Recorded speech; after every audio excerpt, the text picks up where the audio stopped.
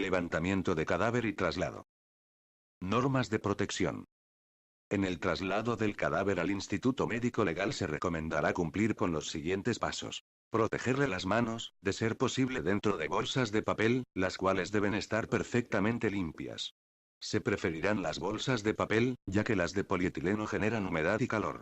Al mover el cuerpo se debe observar minuciosamente la superficie cubierta por el cadáver, con el fin de descubrir cualquier indicio que pudiera encontrarse en tal superficie.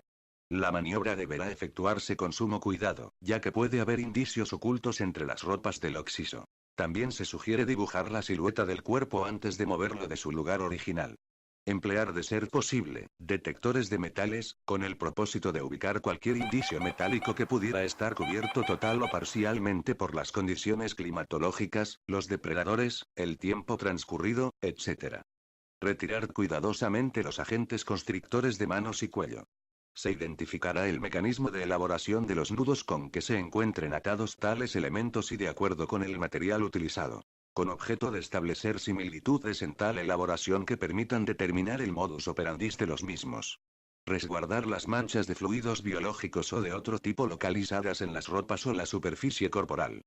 Es recomendable colocar el cadáver para su traslado en camilla con una cubierta bastante amplia para protegerlo hasta su arribo al Instituto Médico Legal.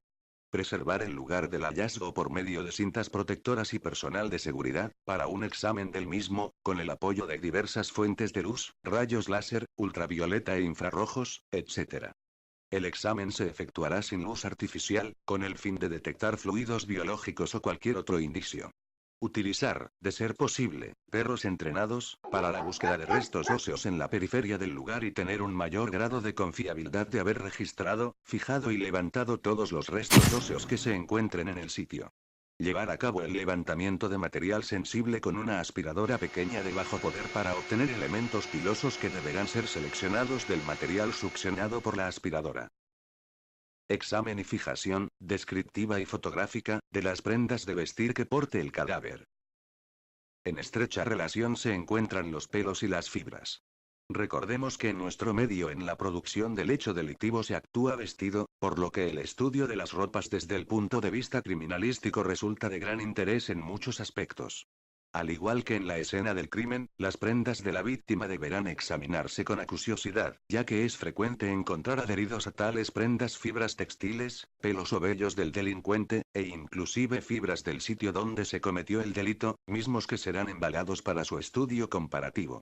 Al examinar las prendas de vestir que porte el cadáver o bien sean localizadas en el sitio que nos ocupe, se tendrá cuidado de fijar y describir cualquier mancha que se encuentre adherida a las mismas.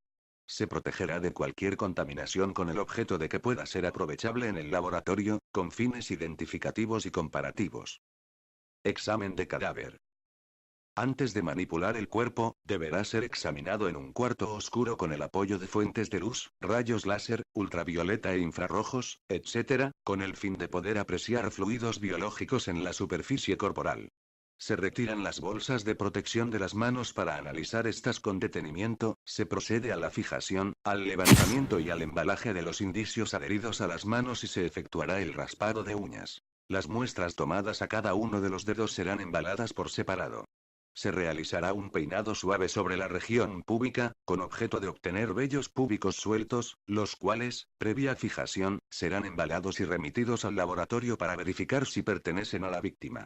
En casos de muertes recientes se practicarán los exudados anal, vaginal y bucal, con el propósito de identificar líquido seminal o algún otro indicio.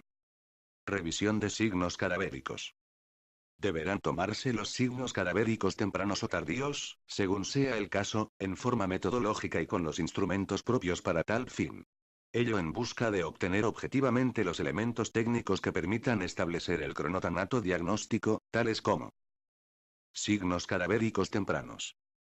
Turbidez u opacidad corneal. Dependerá de que el cadáver haya permanecido con los ojos abiertos o cerrados. Ojos abiertos. Ya hay cierta turbidez a las 2 horas y la opacidad es franca a las 4 horas. Ojos cerrados. La turbidez se aprecia a partir de las 24 horas. Livideces cadavéricas. Constituyen un fenómeno constante, aún en la muerte por hemorragia si esta no ha sido tan abundante. Como fenómeno generalizado interesan a la data de la muerte las siguientes fases. Inicio, traslación y generalización. 0 a 1 hora. Pequeñas manchas en la parte posterior del cuello. 1 a 5 horas. Livideces abundantes en partes declives. Palidez total al cambio de posición. 5 a 8 horas. Las livideces desaparecen a la digitopresión. 8 a 14 horas. Palidez a la digitopresión sin desaparecer las livideces fijas. 14 horas. Sin palidez a la digitopresión no susceptibles de modificación y después de 24 horas ya no se forman nuevas por cambio de posición. Rigidez cadavérica. Es un proceso de contracción muscular anaerobia. Las 4 etapas de la rigidez son: 2 a 4 horas. Inicio de rigidez. 6 a 8 horas. Es generalizada y todavía reductible a maniobras. 13 horas. Es completa y no reductible. Temperatura rectal. La importancia de esta estriba en tomarla inmediatamente, pues cuanto más tiempo pase a partir del fenómeno de la muerte tanto mayor será el error. Temperatura rectal del cadáver. Tiempo postmortem igual 36.9 menos temperatura rectal, cuyo resultado se divide entre 0.8. Temperatura ambiental periférica al cadáver. Vestido o desnudo. Tipo de vestimenta por lo que hace a sus características técnicas. Investigación sobre promedio general de temperatura ambiental retrospectiva a la fecha del levantamiento. Signos cadavéricos tardíos. Período cromático. Mancha verde abdominal. Corresponde a una coloración verdosa que aparece en fosa ilíaca derecha y se oscurece progresivamente hasta asumir un tono pardo negruzco. A veces con un matiz rojizo por la hemólisis concomitante.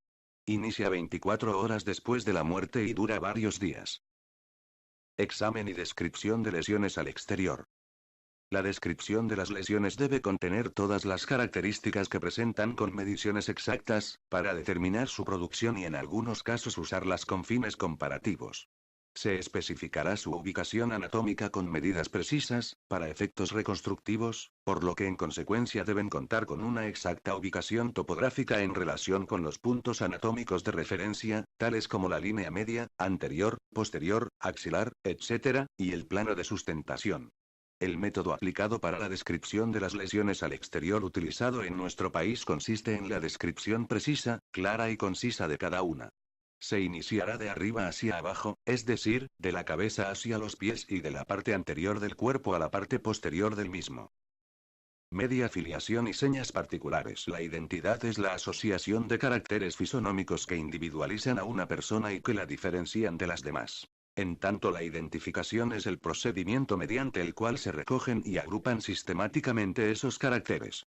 La identidad se pierde cuando las características distintivas de una persona se desintegran y o su cuerpo se transforma total o parcialmente.